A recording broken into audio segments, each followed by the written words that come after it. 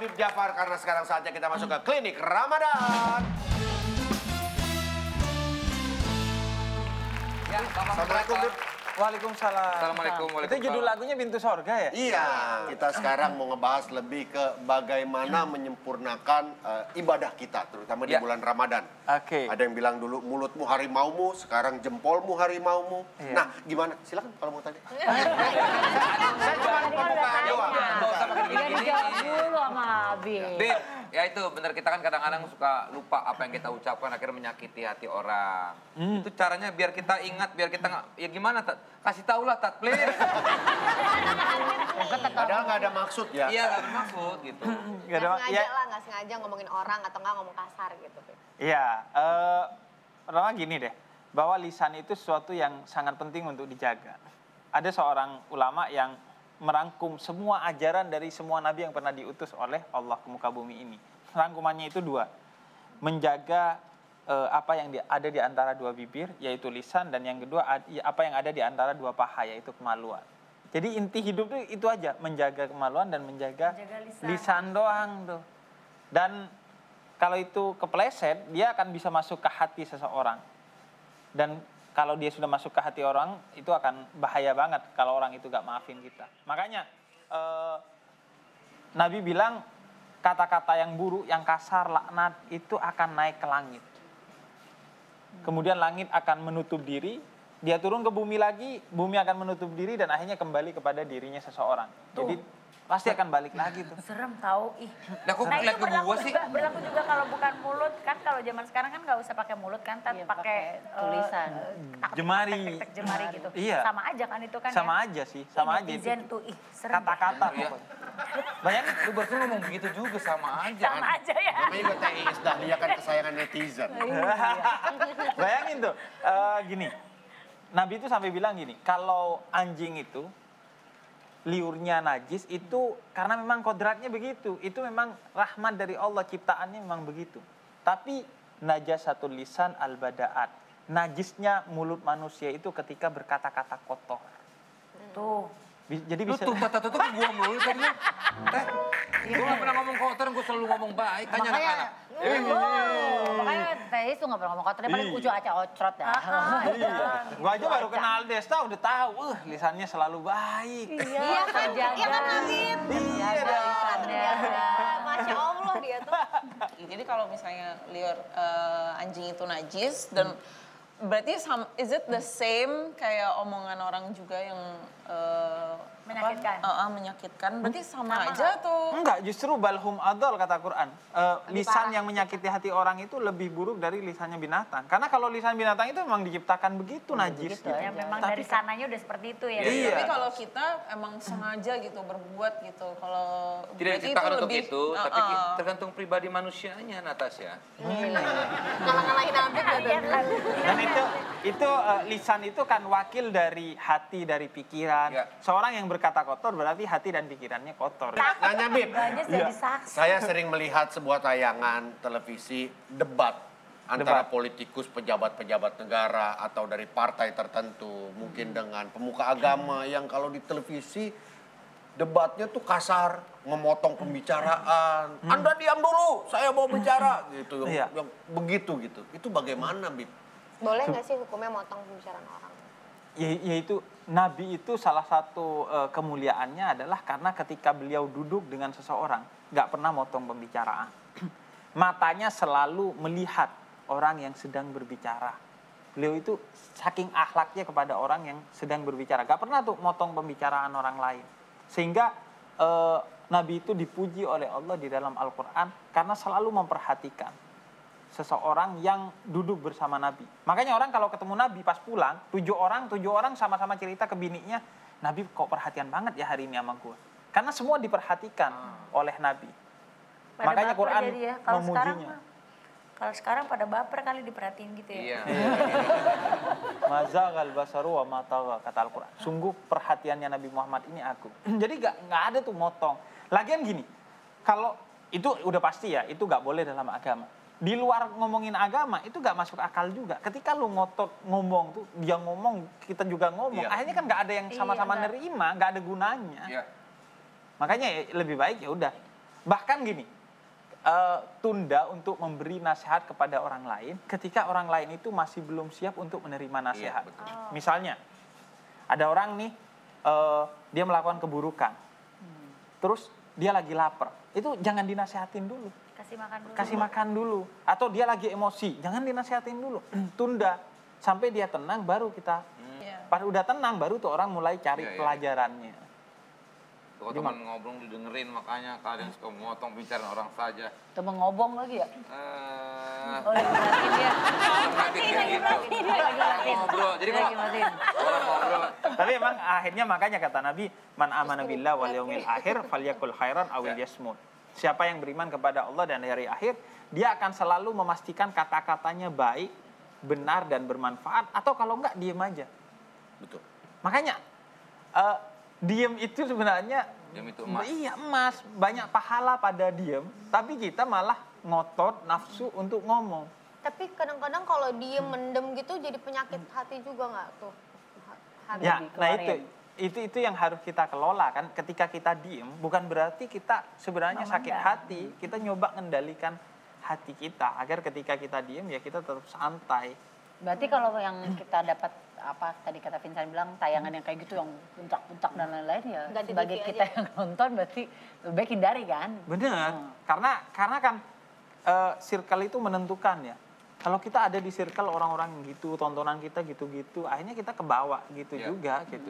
Pasti kebawa. Ya sama kayak orang yang kalau ngomongnya jerit, akhirnya ketika kita ngomong harus jerit juga Iya. tuh. Jadi ketular Kebiasaan, kita, kebiasaan. kedapetan. Jadi mending enak ngobrol sama Habib, jadi ketularan adem kita kalau ngomong. Iya. Masya Allah. gue juga ketularan dari Desta loh. Oh, jangan. Tapi kalau kita gimana nih Bib? Kalau kita kan perempuan cerewet ya. Kalau cerewet mah mungkin kalau cerewetnya perempuan mah Iya. gimana tuh menurut ini? Sebenarnya bukan soal cerewet gak cerewet ya. Tinggal ketika cerewet itu yang keluar kata-kata yang baik, kata-kata yang ada manfaatnya apa enggak. Diem juga, kalau diem-diem tapi kita ngegibahin orang lain pakai hati kita. Karena gibah itu bisa dari hati kita. Apaan sih itu sepatunya pasti KW itu. Apaan sih dia so asik. Kok tahu sih, Bib? Contoh. Lo kok ngerasa ya? Contoh. Jadi gibah hati itu bisa juga terjadi. Makanya menahan diri untuk gak ngomong sesuatu yang kita gak ketahui atau kita tahu tapi kalau diomongin jadi gak baik, gak bermanfaat, itu juga Nggak adalah usah. puasa. Kata Al-Quran dalam surat Maryam 26. Nah, selain menyempurnakan puasa dengan sholat, kita juga bisa bersedekah ataupun menolong sesama. Nah, seperti video berikut ini. Mas, saya boleh minta tolong nggak Mas? Saya baru di PHK, jadi bingung sekarang mau cari makan gimana ya? Mau jual jam aja 50.000 mau nggak Mas? Gini Mas. 50.000.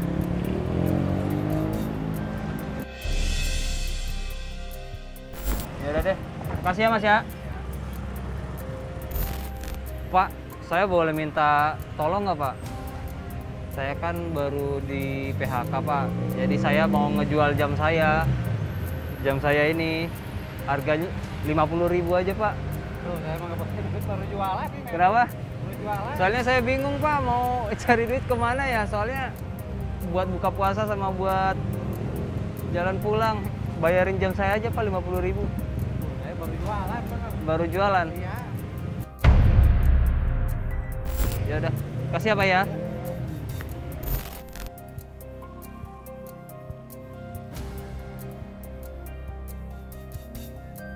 Siang Bu, Ibu yang jaga ini ya? Bu, saya boleh minta tolong nggak Bu?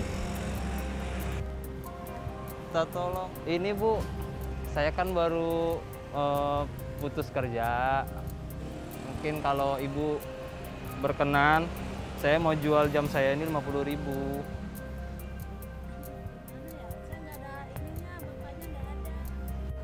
Terserah Ibu deh, dibayar seikhlasnya berapa. Saya udah bingung Bu, mau cari duit kemana ya. Soalnya nanti juga saya mau pulang kampung, tapi sekarang lagi nggak pegang duit. 20.000 gimana? 20.000. Udah ya. Nggak berani kalau nggak ada bapaknya kan nggak berani. Oh, emang di sini Ibu jaga sama Bapak? Berapa deh Bu? Tambahin kalau 25 aja ya. 25.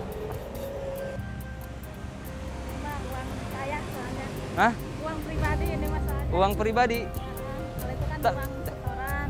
Oh. Ikut sama mertua soalnya. Oh. Tapi Ibu nggak apa-apa kalau misalkan saya Ya, itulah bantu. bantu Ibu. Ya, makasih ya Bu. Semoga rezeki Ibu diganti sama yang di atas. Makasih Bu. Ya.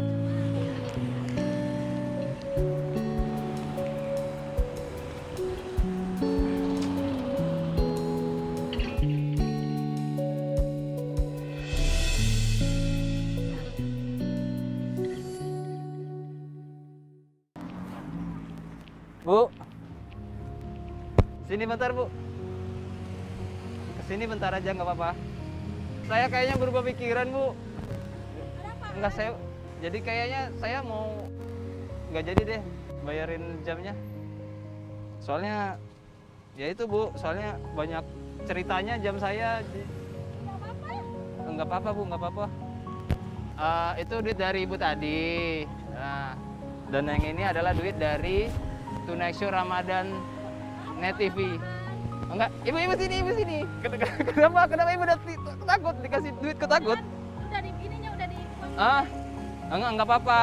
Ini kan kita ini lagi di segmen berbagi kebaikan dan ibu salah satu orang yang mau berbagi kebaikan. Soalnya saya tadi sudah keliling nyari orang yang mau beli jam tangan saya ya, dan ibu mau membayar jam saya walaupun ibu juga lagi membutuhkan. Dan ibu terima dulu duit ini ya. Ibu pegang dulu aja, nggak apa-apa. Nggak apa-apa. Nggak apa-apa. Kenapa takut pegang duit? Nggak apa-apa. Ini duit ibu tadi dan ini adalah rezeki ibu hari ini. Seperti itu. Kasih ya Bu ya. Assalamualaikum. Ya.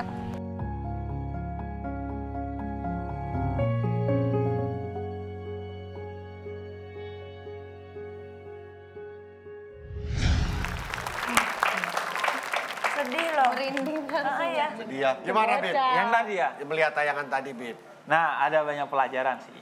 Yang pertama adalah bagaimana ibu itu walaupun dia kekurangan uang, tapi dia tidak gampang menerima uang. Jadi kita tuh waktu kecil diajarin bukan hanya nggak makan uang haram, tapi uang subhat jangan dimakan. Subhat itu yang belum jelas halal haramnya. Ya. Ibu itu kan hati-hati banget tadi, kelihatan banget nggak main terima aja tuh. Walaupun dia butuh ya, Bib, ya? Walaupun dia butuh. Kemudian yang kedua, pelajarannya sih menurut gua jangan melihat orang dari penampilan. Kayak tadi waktu duduk di atas Iya, ya. sorry Bib to say ya, ketika gua ngelihat kayak ibunya itu duduk di atas terus ungkang-ungkang kaki gitu ya, kayak gak bakal ngasih duit nih ibu kayaknya ya. kayaknya mau marahin gitu ya. Iya, gak taunya baik banget. Iya. Dan yang ketiga adalah bagaimana ibu itu begitu berbaktinya kepada suaminya dan begitu memegangnya amanah. Karena suaminya gak ada dan suaminya adalah Iya. pemimpinnya. Iya benar. Maka ya udah kata ya ibu, tapi nggak ada, tapi dia tetap berusaha menolong dari uang pribadinya. Iya benar. Wah, Di banyak iya, keren. pelajaran. Sama Pas apa yang dapet dia juga langsung nelpon. Dan sedekah itu adalah hal yang paling mulia. Di bulan Ramadan itu Nabi Muhammad memperbanyak sedekahnya. Kemudian ciri orang bertakwa, kata surah Al-Imran, adalah orang yang rajin bersedekah. Kemudian orang mati kalau dihidupkan kembali dan melakukan satu hal, kata surat Al-Munafikun ayat ke-10 dan hadis, itu adalah bersedekah. Kalau harus milih melakukan apa sekali dalam hidupnya, karena keagungan sedekah itu sendiri. Dan kata Sayyidina Ali, uang itu yang dimakan jadi kotoran, yang disimpan jadi warisan. Nggak ada yang bermanfaat bagi akhirat kita. Maka harta yang sejati adalah yang kamu sedekahkan. Karena pada akhirnya kain kafan nggak ada kantongnya. Terima kasih Habib sekali lagi. Terima kasih buat memberikan pencerahan buat kita semua. Dari mana-mana abis ini kita main-main yuk sama Teis, sama Natasha. Tetap di Tonight Show.